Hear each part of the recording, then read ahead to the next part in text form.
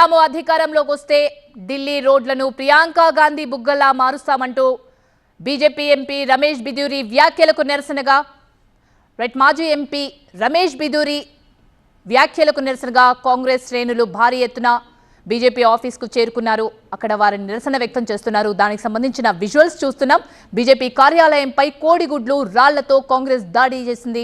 కర్రలతో కొట్టుకున్నారు ఇరువురు కార్యకర్తలు. బీజేపీ కాంగ్రెస్ కార్యకర్తలు అక్కడ భారీగా చేరుకున్నారు. బీజేపీ ఆఫీస్ దగ్గర బీజేపీ కార్యకర్త తలకు కూడా తీవ్రంగా గాయమైంది. ఆయన హుటాహుటిన ఆయన హాస్పిటల్కి తరలించారు. ఇదే అంశానికి సంబంధించి ప్రెజెంట్ అక్కడ సిచ్యువేషన్ ఏ విధంగా ఉందో తెలియచేయడానికి విద్యాసాగర్ సిద్ధంగా ఉన్నారు. విద్యాసాగర్, అక్కడ సిచ్యువేషన్ ఏ విధంగా ఉంది? భారీ సంఖ్యలో అక్కడ కాంగ్రెస్ బీజేపీ శ్రేణులు చేరుకున్నాయి. అక్కడ పోలీసులు కూడా భారీగా వచ్చారు. ప్రెజెంట్ సిచ్యువేషన్ ఏ విధంగా ఉంది?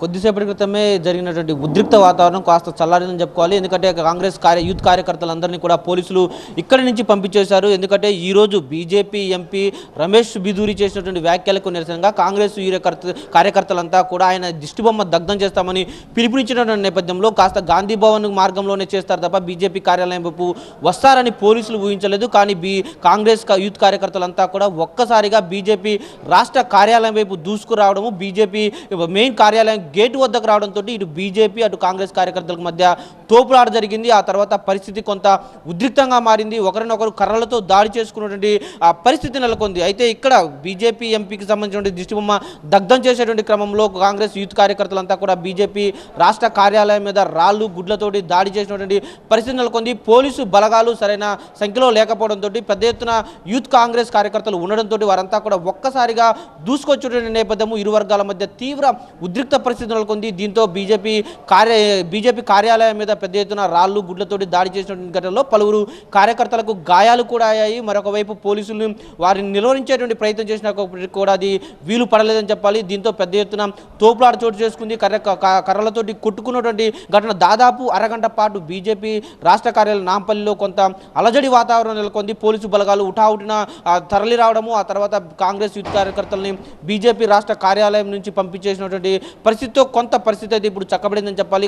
మరికొద్దిసేపట్లోనే ఈ ఘటన మీద బీజేపీ నేతలు మీడియా ముందు రాబోతున్నారు. డెఫినెట్గా పోలీసులు ఈ యొక్క ఏదైతే నిఘా సంబంధించి కావచ్చు లేకపోతే రక్షణ చర్యలు కల్పించడం విఫలమయ్యారు. కాంగ్రెస్ కార్యకర్తలు ఒక రాష్ట్ర పార్టీ కార్యాలయం మీద దాడి చేస్తుంటే ఏం చేస్తున్నారని ప్రశ్నను కూడా లేవనెత్తున్నారు. ముఖ్యంగా ఏదైనా నిరసన కార్యక్రమాలు ఉంటే శాంతియుతంగా చేసుకోవాలి తప్ప ఇలా కర్రలతో దాడులు చేయడము, రాళ్లు విసరడము, గుడ్లు విసరడము, పెద్ద ఎత్తున బీజేపీ కార్యకర్తలకు గాయాలయ్యాయి. వీటన్నిటికీ కూడా ప్రభుత్వం బాధ్యత వహించాలంటూ కూడా బీజేపీ నేతలు పెద్ద ఎత్తున విమర్శలు చేస్తున్నారు.